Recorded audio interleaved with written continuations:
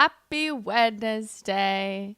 So happy to be here. I hope you guys enjoyed your long weekend. I know I did. It was so nice to have a weekend away. TikTok, per usual, is giving me so much of a hard time. But yeah, I am super pumped to be here. Just ready to be back with you guys. Alex, I see you're in here. Missed you, dude. Hope you had a great weekend. Okay. Let's see. What's going on in my life right now while we like for everybody to pop on in? Well, I love long weekends, and I started reading a new book. It's called The Ruthless Elimination of Hurry. It's an incredible book. It's about slowing down. Alex knows the way to my heart. It's hump day. I'm so happy. Hump someone you love out there in a obviously professional manner. No, I'm kidding. Please don't professionally hump anyone. Anyway, what was I saying? Oh, I was talking about The Ruthless Elimination of Hurry. Okay. So I'm started reading this book. Guys, it's so good. If you have not already watched it or already read it, must read, okay? It's about slowing down in an era where like you are considered good for being fast and for doing all the things. And I was thinking about it, I'm like, this is why I love live streaming, because no, it's not like slowing down. I'm still like working, of course, but I can just do one thing. Okay. I'm not being distracted from doing what I love. I don't get text during this time. I just get to sit here and be with you guys and be present. And I'm just so excited. Okay. Now that we have some people on the stream, here's what I got on the docket for you guys today. Okay. Illegal immigrants are coming into New York City, committing crimes, and then attacking NYPD officers who attempt to arrest them for the crime. Okay, interesting. These people are then rewarded with taxpayer-funded credit cards.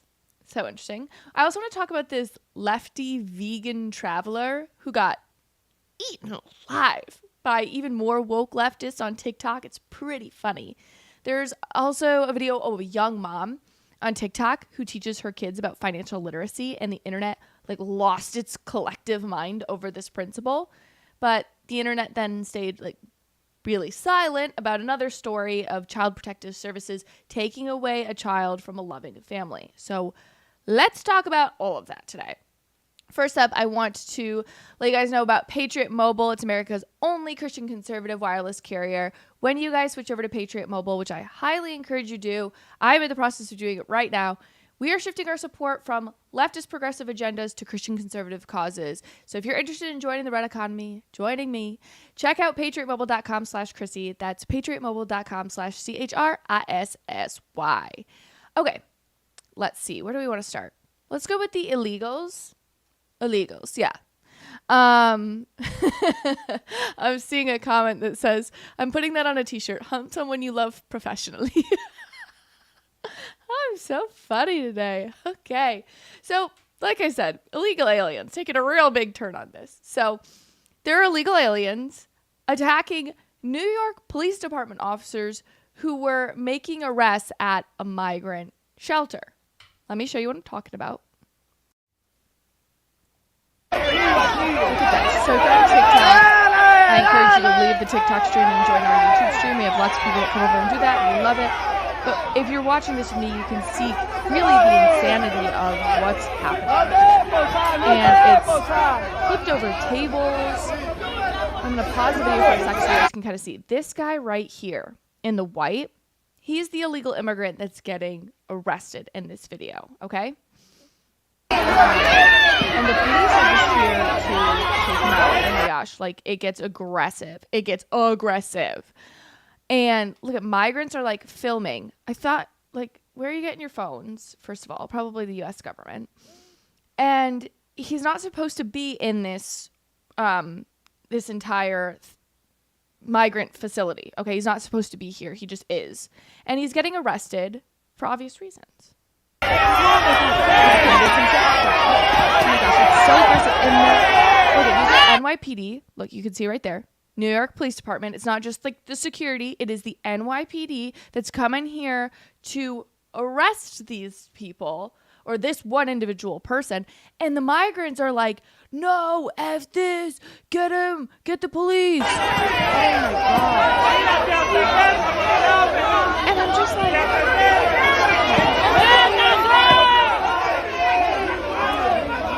so obviously they get him, they pull him out. And I know, shocker, you guys, shocker. There are illegal immigrants who commit crimes and then need to be detained for it. It's crazy. I just think it's insane that like these people come in, they come to our country, they utilize our tax dollars to stay in this facility that we're looking at, okay?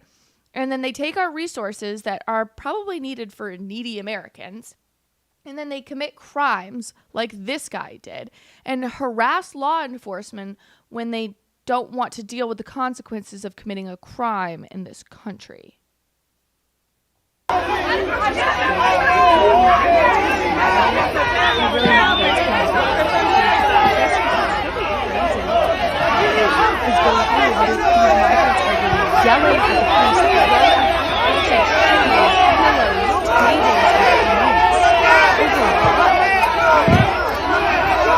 It feels very, what's the word? Like tribal. It feels very tribal to me, where you have the migrants, regardless of whether this man committed a crime or not, sticking up for the other migrants because they're in this tribal mindset. And I think it's really harmful. Look, I mean, the police is trying to do their job. Oh God, back up! Back up! Yeah, oh my gosh. I can't even watch it anymore. It's so disturbing. And I think the problem here is that the illegal immigrants, maybe I'm the only one that's going to say it, but I'll say it out loud. I don't give a shit. The problem here is that the illegal immigrants think they're above the law, right? Because they kind of are above the law when it comes to immigration. And then they are very confused when the laws start to apply to them. And I just don't think this would be an issue if we had a hard on crime policy in New York City and all over the country. But more importantly, I think if we had a zero tolerance policy for illegal immigration, we wouldn't be in this situation, because we're creating situations in the U.S. where we're incentivizing more people to come illegally to the U.S. That's exactly what's happening. All right, let's read some comments from you guys. Don Leonard said, this is a planned collapse of our country to transition to a socialist system. Yeah, I mean, I feel like it is putting people on the welfare system from the moment they come in here. Of course, I can see how you get to that conclusion. Don went on to say, all we need to do is follow the law. It's intentional. Truly. Okay. Alex said, Alex said it's Trump's fault. Some leftist probably. LOL. I also might want to lower the volume on my streaming software or increase mic volume. Mic volume is all the way up. And I think this video was just kind of low. So let me know when I pull up another video. Let me know if that's still the case. Okay, cool. And then someone else is saying we should switch to socialism. Okay. That's interesting. I don't know about that. I don't know if this is the stream for you. But anyway, because we're talking about kind of the whole incentivization. Is that a word? I think I just made that up. Since we're talking about incentivizing migrants coming to the U.S., I do want to talk about this other really crazy story. I'm going to pull it up here on the YouTube stream. So New York City migrant families, I guess, could now make up to $15,000 per year under this like new controversial, as it says, prepaid credit card program that Eric Adams is laying out. So I guess what happened is the city of New York obviously finalized a multi-million-dollar contract with one specific bank to dole out taxpayer funds to asylum seekers to help them buy food. So essentially what the program does is like families would get prepaid credit cards that allow migrants to spend their money at grocery stores, bodegas, etc. And the idea is, we spend as a city in New York so much money on food services for migrants and they're not actually eating the food. So why don't we just give them like credit cards and they can buy themselves food. Okay. So that's kind of the whole idea. I believe it was around here. I was reading this article earlier. Let me find it. Yeah, the city has defended the pilot program, saying it'll solve the long-running issue of wasted food at migrant shelters, ultimately saving more than $7.2 million a year. So we're going to spend $53 million and get how much back? $7.2 million back? I can a little confused on that, not going to lie. There's also a little bit of a controversy, which I'll be frank with you guys. I understand to a certain extent, but it's real nitty gritty. So deal with me while I try to divulge all of this information to you guys. But first off, let's talk about this monthly debit card allowance. So if you're a single person, you get $345. If you're a family of, let's say, 5, you get almost more than $1,400. And if you're a family of 8, you get $2,200. And I believe there's like, if you're pregnant, you get an extra like $36 a month. I don't really know what $36 in the grand scheme of things is going to do if you're pregnant, but all right. Okay. And I guess where the real controversy comes in is that Eric Adams allegedly has some sort of relationship with the founder of the bank that got this bid. So the state or New York City is paying a bank $53 million to do this pilot program and to dole this all out to everybody. So the controversy is that like Eric Adams has some sort of relationship allegedly with the founder of MocaFi, which is the bank that's doing all of this. So that's kind of where people are like, oh, I don't know about this. This seems sketchy. But Eric Adams obviously denies it. I do also want to point this part out, that a City Hall spokeswoman, her name is Kayla Mamalek, she said that the pilot program can only be utilized at supermarkets and bodega and is expected to save the city millions of dollars. But you should know that there are you don't have to have ID to get this. So theoretically, New York City residents could just go and get this. So you don't even know that it's going to migrants. There's also no fraud programs in place or like double checking that this is actually what's going on with the money that you give them. There's no way of knowing that. Okay. And I think the craziest part of this is that this is our taxpayer dollars, okay? It's not like this money just magically appears, okay? It's our tax dollars that I believe should be going to a litany of other things other than people who don't even care enough about this country to come legally. Like I want to emphasize, because sometimes I come across as like crude or rude in videos, I am all for the humanity of others. Like I don't want illegal immigrants to be treated as anything other than human, but I just don't think it's smart for my country that I love to allow people and dole out money to people who disregard our laws and borders. Correct me if I'm wrong. I don't think so. Let's read the comments. Alex pointed out that just because I don't understand the math doesn't mean it's not math. It's government math. We should put that on a t-shirt. Government math. It sucks. What else do we have? Yes, I see this comment from TJ who said, our veterans get nothing. Right. We're so interested in giving all this money to illegal immigrants and not to the people that served our country. Again, it's like you don't want to make people feel worse about themselves for being needy.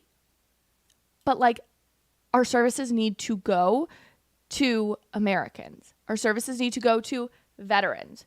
They simply don't. Like, we just don't need this. Anyway, let's see. What other...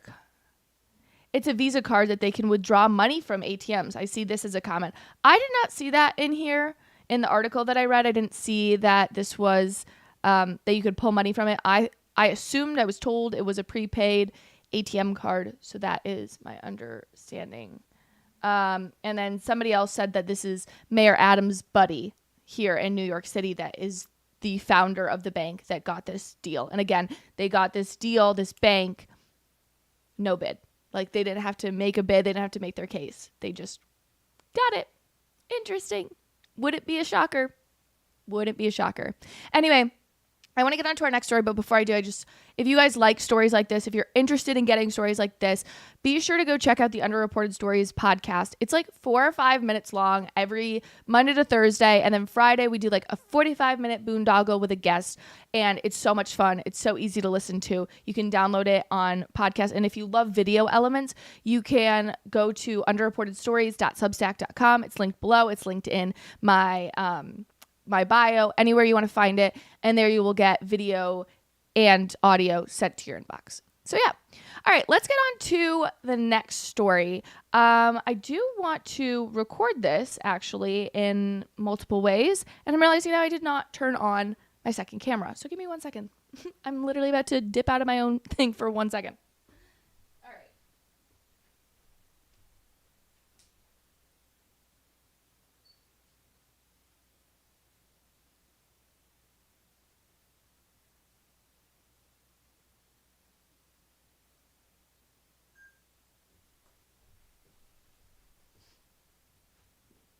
Hey guys, sorry about that. I like to have 2 cameras set up when I do this so that I can go back and if I don't like something, switch an angle, switch something. And yeah, I think I like this topic, so I might talk about it later in the week. Hence, I want to have this recording. So sorry, I totally forgot to turn that on before I started. Anyway, I wish you guys could see this. My dog is sitting here just giving me the nastiest stank eye. What, buddy? Okay. Oh, he does a big stretch. All right. Let's get into this. Okay. So there's a TikToker named Anna who is a vegan travel guide. I'm trying so hard not to laugh as I say that. And she posted a video that got her so much backlash when I just can't even explain it. And I'm just interested to see whether you guys agree with the backlash. So let me pull this video up for you. Again, if you're on TikTok and you want to watch this video with me, please come on over to the tubes of the U and we can watch together. So this is the video in question.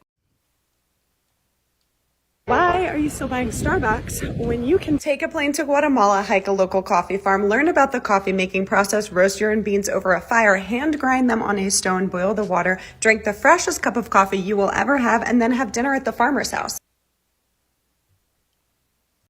And I believe the correct response to that is because I have a job. Because I don't have the finances to do that. And there were a ton of comments about this video, which, again, I would have just scrolled right past this and not thought anything of it. But people in the comments were mad, okay? Let me read some of them. But I'll just give you like a heads up. The general sentiment of the comments was that the video was very out of touch. This first comment read, "Because I can barely afford my rent." Yep, pretty much. This one said, "Women, because we have no money." Exactly. Where do you think we're getting this money from? To go on trips to Guatemala to get the most ethically sourced coffee? So ridiculous. This one says, "Starbucks is cheaper." Yeah, her whole point was, why would you go to Starbucks when you could just go to Guatemala and get this amazing coffee? Bitch, because Starbucks is cheaper. And I did love this last comment was, because I'd rather buy a Starbucks than take a plane, which not only costs more, but is also bad for the environment. So this is a bunch of leftists tackling on this other leftist. I see one of my fave peoples is here. Red, hello, how you doing? You said, why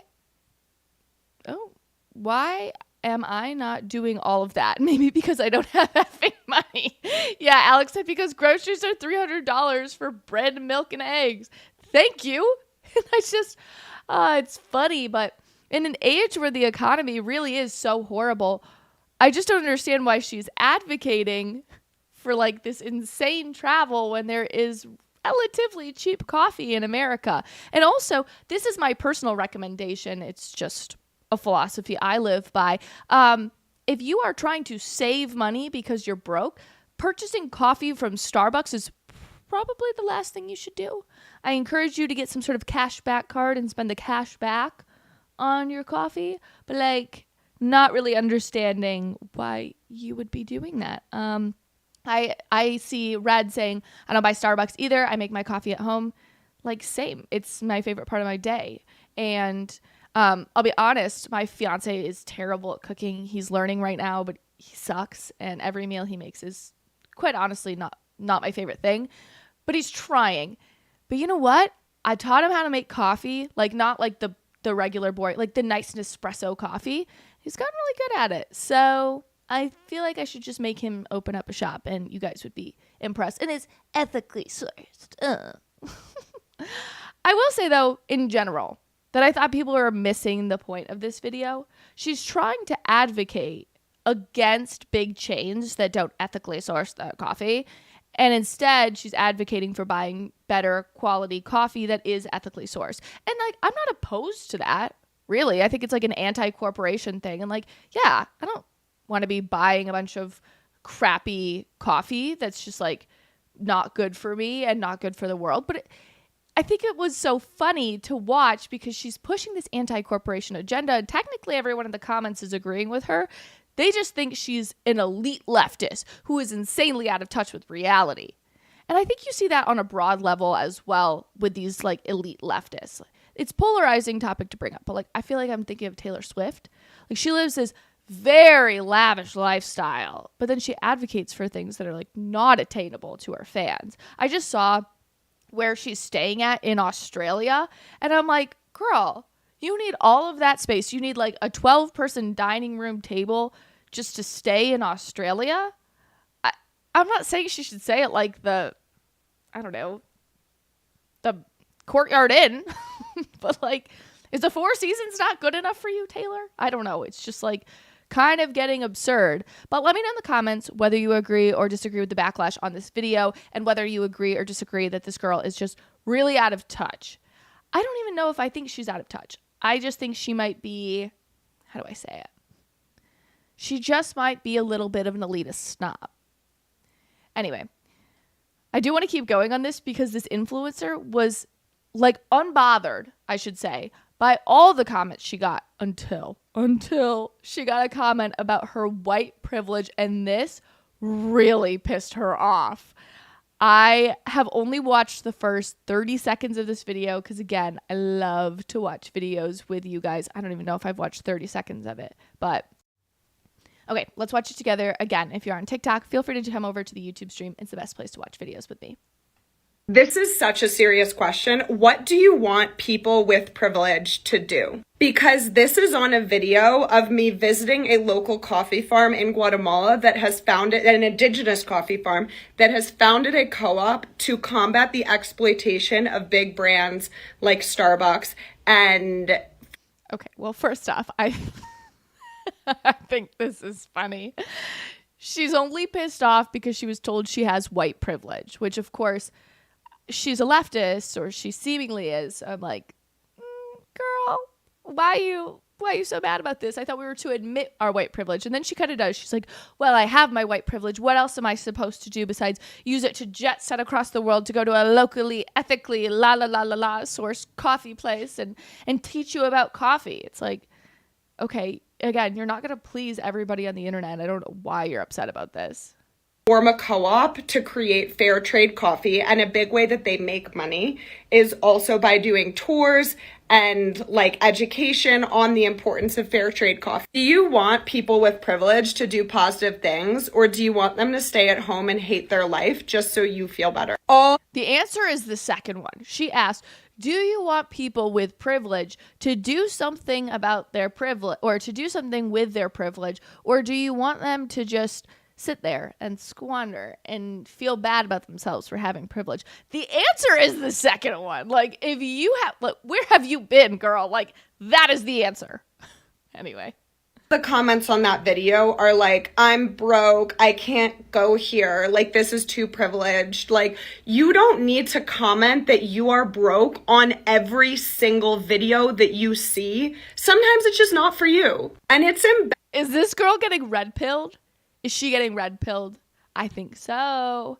I think she is. She's realizing that, like, when you say, oh, you have white privilege, it's not like it's supposed to be an insult to people, but in reality, it's just like a recognition of something that what would you like me to do about it? Do you want me to change my skin color? Do you want me to you want me to go back and change history? Is that what you want? Like, what would you like me to do about it? And the answer is people just want to make you feel bad for no reason at all. And the fact that she's falling into this and realizing this, it's like, whoo, swallow your red pill, girl. I'm seeing people on TikTok wondering what my YouTube is. If you X out of this and go to my bio, my like main page, and click the link in my bio, it'll say follow me on YouTube, and you can get there from there. Embarrassing that you see people visiting these places and doing positive things, and your first thought is to shame them and be negative. And what pisses me off fucking more than anything is you always do this shit on my videos under a minute, so I don't even get paid to hear your bullshit. Oh, she said it. She said it. I just think it's funny that the left loves to eat their own people, right? This woman is out there doing the quintessential leftist things, and then she gets absolutely shit on because she's white. I don't know. I just think it's funny. Let's hear what you guys had to say, though. Oh, Alex and Red had a full-blown conversation about whether it's normal to drink black coffee. I'll toss that to TikTok and Twitter. Y'all, do you think that's normal to drink black coffee, or you're a psychopath for drinking your coffee, as Alex says, oppressed? No, but I am waiting for the day when coffee becomes racist. Actually, I'm pretty sure coffee is already racist. I think that's a thing. Correct me if I'm wrong.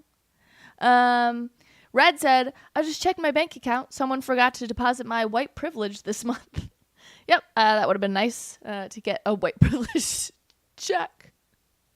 Are we going to get reparations? Oh, I shouldn't say this out loud, but I'm gonna. Should we get reparations for our white privilege? It's so stupid. It's so stupid. I'm obviously kidding. Okay, anyway.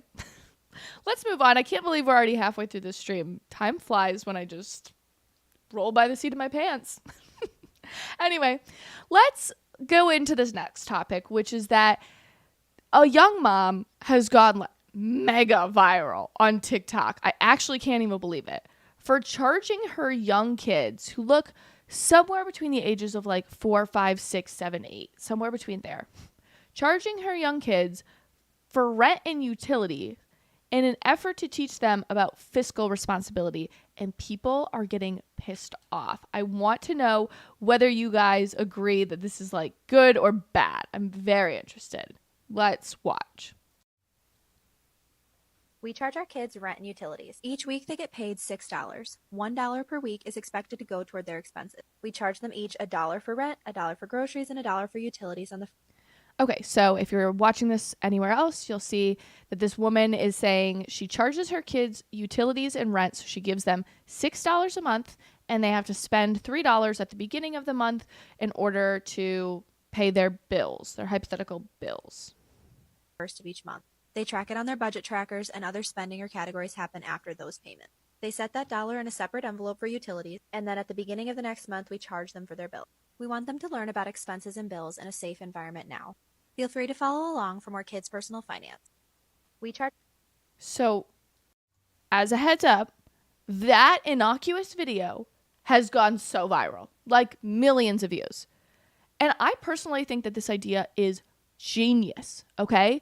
In an era where young people are in increasing financial debt, they're in credit card debt, they have student loans, I think that younger generations should be learning about personal finances and how to be responsible with your money.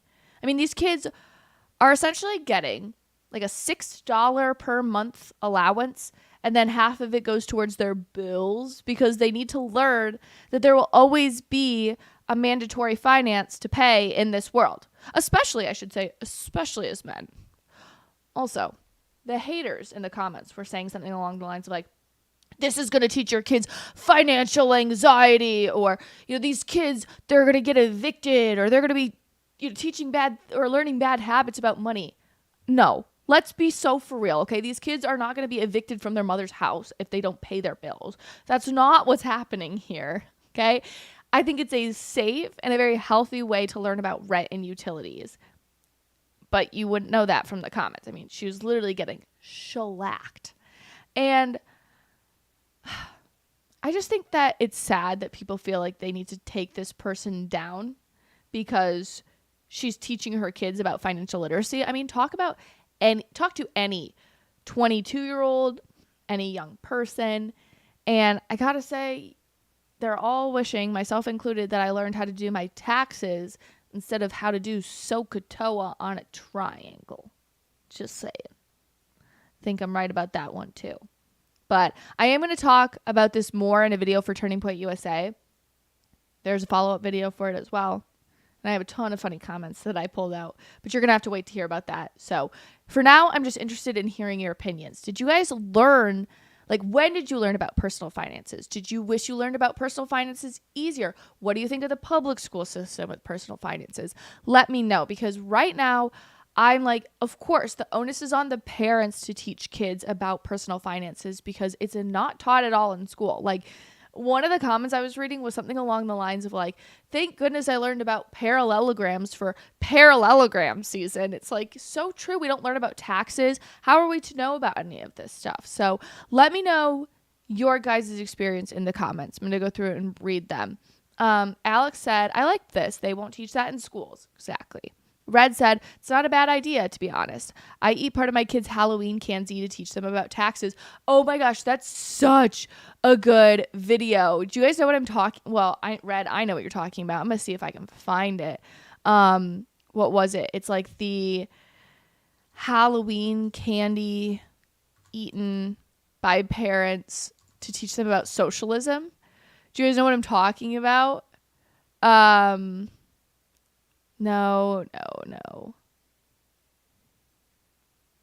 I'm looking for it right now on YouTube. Here, I'll put my watch scene on for you guys. I'm trying to find this because this isn't it. It's like socialism experience. Is that what it is? Rick said, you mean little Johnny won't be evicted? Woo, what a relief. Socialism experience, little kids, Halloween.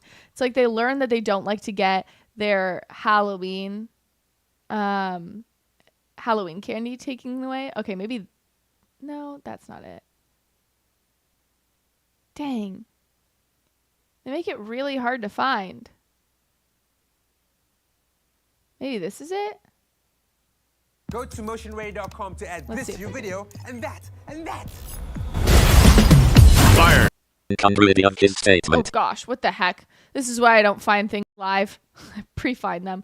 But anyway, essentially what the video is it's little kids that get a taste of what socialism is like because their parents will send them out to trick or treat, and then they'll come home and other kids who didn't do trick or treating or any of the hard work at all will just get half of the candy, and they're like, what the heck? I did all this work. Why am I giving you half my candy? And it's really good insight into socialism and into finances, personal finances, taxes, etc. So that's a good lesson. I wish I could have found the video so we could watch it together. But anyway, Alex said, why learn about taxes when you can learn about how the mitochondria is the powerhouse? I can't even get it out. It's so funny. I saw some good comments on TikTok as well. MA for Freedom said, I learned about finances as a young child going to the grocery store with my mom. Yeah, actually, that might be hella good financial tips for your kids right now. Take them to the grocery store with $30 and show them that it literally gets them like milk, a loaf of bread, and one meat nowadays. Yeah, so they have to work hard. Interesting. Red said, to be fair, that math stuff actually does matter. I found out the hard way when I was learning how to do a route recon and had to do a slope, a math problem that decided to sleep that day. I'm going to have to respectfully disagree. I have never once used SOHCAHTOA or any of those insane like trigonometry problems I learned in school, nor was like going to any of those advanced math classes helping me in any way, shape, or form. I just don't think that that's true or real. I think if you want to be a doctor, you want to be a lawyer, you want to be a mathematician, of course those things are very important. But I certainly did not need to know sine, cosine, and tangent in order to go on tangents on YouTube. Just my 2 cents. Anyway, I do have one more topic I want to talk about, and it's going to take a good chunk of time to get through, so I want to get into it. But with that being said, I do have to end the TikTok stream because, let's be honest, I will get banned for talking about this topic on TikTok. All my videos keep getting banned. I literally have had 3 videos taken down this week on TikTok alone. So, word on. If you'd like to keep watching my live stream, head on over to YouTube or X. You can find me there at the Chrissy Clark. Cool. All right, ending this live stream now. Bye. See you on YouTube. Okay. That was a good stream on... I wish I could get the viewers from TikTok over to the YouTube. That would be very helpful. But anyway, I also, before we get into our next story, I need to introduce you guys to the emotional support shark. You guys. I forgot. I wanted to start the stream by telling you about this guy. So this is an emotional support shark, okay?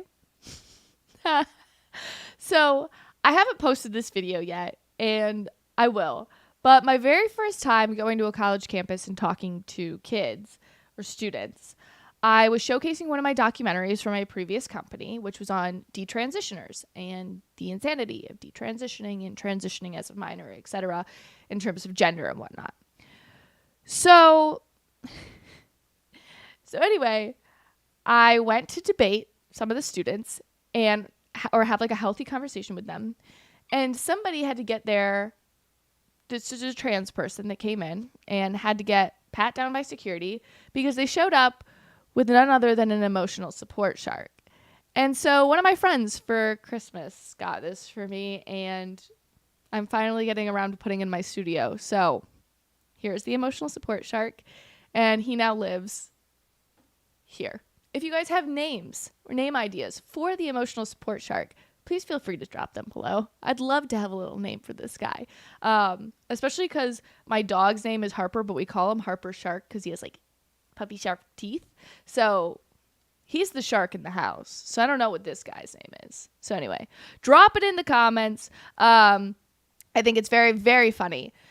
But anyway, let's get into our final story of the stream. So we've talked about a similar story before, but this one is super, super sad. So Child Protective Services took a Catholic couple's child away because they refused to refer to their biological son as a girl or use she/her pronouns. So CPS took this family's child from a very loving home and placed him in an affirming house, where this person could receive a gender transition. Again, this person is a minor.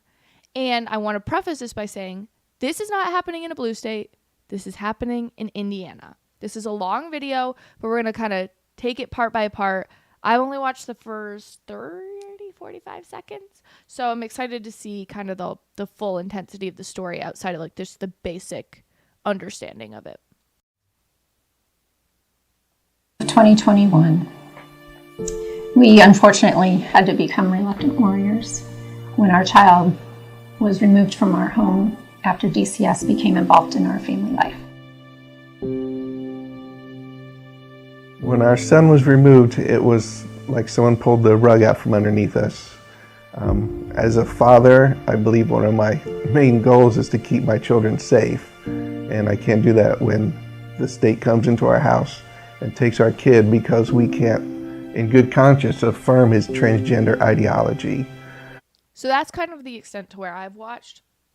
So again, that's why I'm just reiterating the basic details of the story, which is family has a biological son. Son does not believe he's a son, believes he's a girl.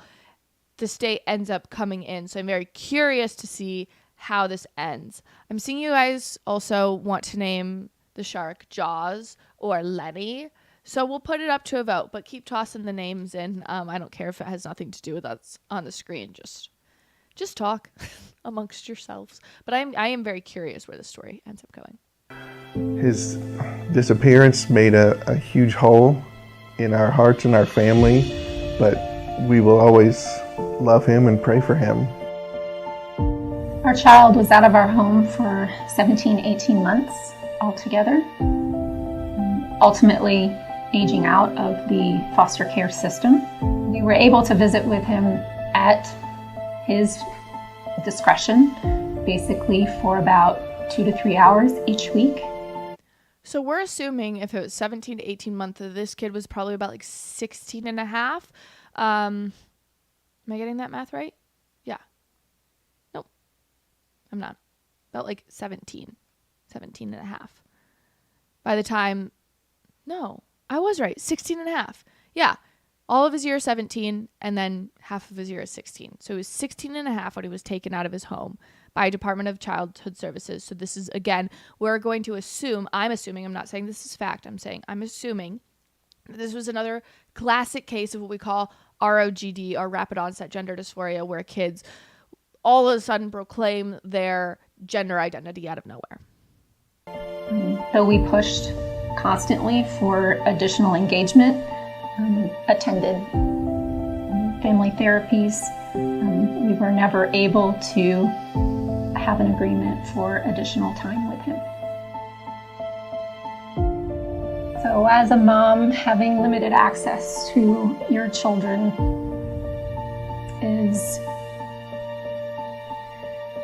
it's heart-wrenching. I miss his laugh. I miss being with him. My heart's like broken. For real, all the parents out there, like, you can imagine how it feels. You can't even imagine how it feels to, like, have your child ripped away from you. And I read almost every day this Substack called PITT, P-I-T-T, Parents with Inconvenient Truths About Trans.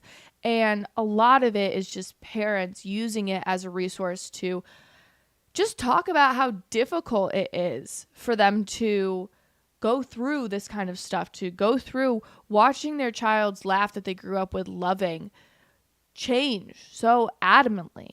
So yeah, it's really intense. I couldn't imagine whether or not that happened.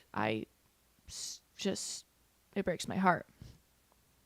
I see a lot of you guys were late today. That is totally fine. You can always catch the live stream in full. It'll post to my channel right after. But thanks for lighting up the comments while you could. I appreciate it. Let's get back to the video. Talking with him about everyday things, teaching him how to bake, how to cook different things.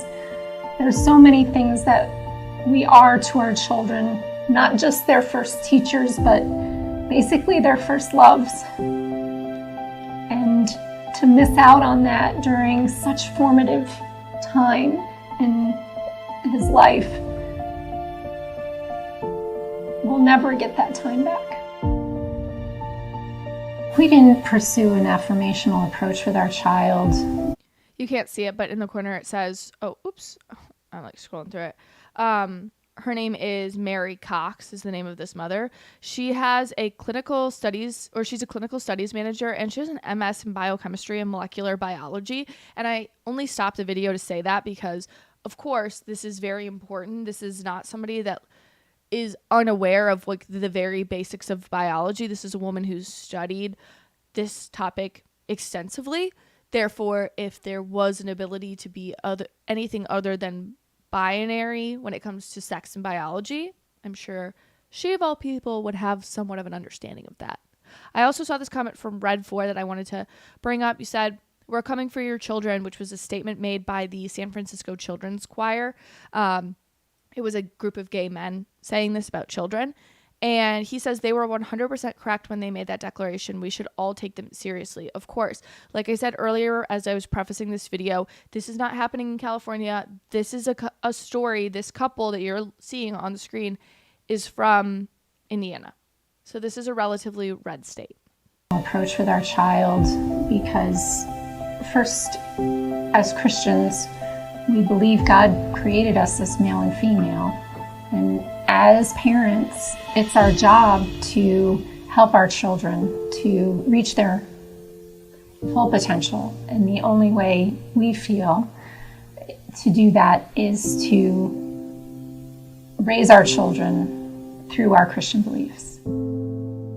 Secondly, we didn't go with the affirmational approach because we did a lot of research on this subject, There are many different approaches. We spoke to multiple mental health care providers and ultimately decided that affirmation was not going to help our child. Right, and that's a key fact that's really missed out by gender activists, I should say. They'll say, oh, well, if you would just affirm your child, you wouldn't be in this predicament. And no, it's so false. It really is. Excuse me. I believe the statistic is 62% of people who, transgender identifying people who get surgery, hormones, affirmation, etc., they go on to commit suicide. And when you affirm them, that number drops to 51%. So you're not talking about, I mean, it's somewhat statistically significant, but you're not talking about a massive group of people. You're talking about about an 11% drop, which of course we want to see, but I don't think it warrants, like, this is the right thing. Because you affirm you've done the right thing. That's not statistically significant enough, in my opinion. Not even my opinion. I just don't think it's statistically significant enough to warrant putting all your beliefs to the side, right? In our experience, this is not an isolated incident. There are a number of families here in Indiana experiencing the same issues that we've gone through. The mental health support services that we experienced were very much following an agenda towards affirmation only, which for our family was not going to resolve our child's issues. We are speaking out about this case now because parental rights need to be protected in Indiana. Our family should have never had to go through this. We don't want any other family in Indiana to go through it either. Very powerful. And I mean, we're hearing stories all the time like this coming out of red states. Like she said, this is not just unique to her family. This is happening all across the state of Indiana, right? Because, well, let me read some of the comments and then I'll kind of give you my opinion. Red said, there's a bill they're trying to pass in Illinois where they're trying to do the same thing, as well as issue the parents up to a $15,000 fine and up to 5 years in prison. Yes, I saw that. That's actually going to be in underreported stories later today. I was just editing my video before I came on here about this. Essentially, the whole argument of it is Illinois is attempting to make it illegal or considered child abuse to not gender transition your kid. And in that bill, it also says that it would be considered child abuse if you didn't let your minor child get an abortion. Mind you, it is illegal to enter a tanning bed at the age of 18 in the state of Illinois, but go ahead and cut your tits off for all the state of Illinois cares. It's so ridiculous. Alex said, I've read suicide goes up after transitioning. I think there are instances of this. Writ large, there's no data to support that quite yet. Again, would love to see that be... Wait, that came off really wrong. I would love for the data to showcase that transitioning people is a bad thing, because I believe it is a bad thing. That is what I meant to say. But that is not what the data suggests thus far. But I will say that most of the data and most of the studies done on this are collected by activist groups with an agenda. So it's unclear if that's real data or like woo-woo data collected by pharmaceutical organizations that benefit from the prescription of these drugs, if that makes sense. But one of the reasons I think that this is happening in red states, that I talked about this issue before, again, in the state of Montana, a similar story. But I actually think that a lot of this comes down to like the Department of Child Services. That's where we need to go on, because these Department of Child Services, they get captured by radical gender ideology, and it doesn't matter whether you have a red governor or a red lieutenant governor or a red AG in your state. It all goes downhill from there when the Department of Child Services gets captured by this ideology. And it's worth noting the Indiana Department of Child Services as well as the Montana Department of Child Services, where two very public cases of this have happened.